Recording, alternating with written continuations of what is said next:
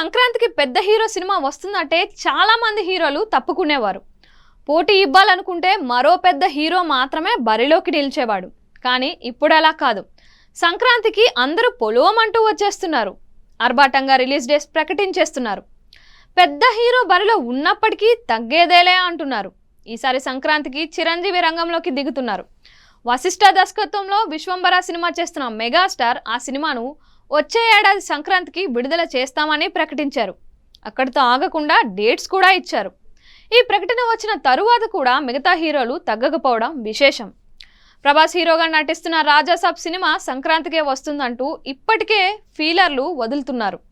మరోవైపు బాలయ్య సినిమా కూడా సంక్రాంతి రేసులో ఉంటుంది అని చాలామంది అంటున్నారు.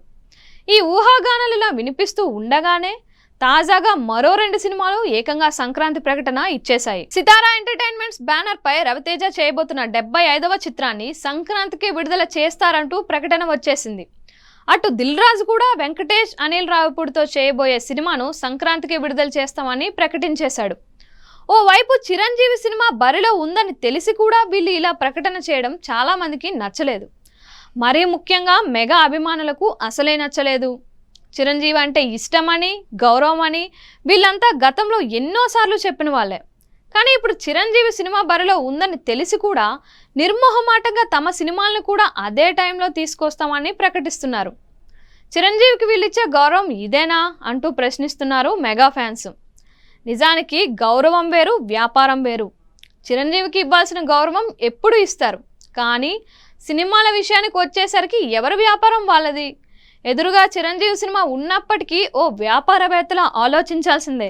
పైగా 3 పెద్ద సినిమాల్ని భరించేంత సత్తా సంక్రాంతి బాక్సాఫీస్కు ఉందంటూ వీళ్ళే గతంలో చాలా ప్రకటనలు ఇచ్చారు.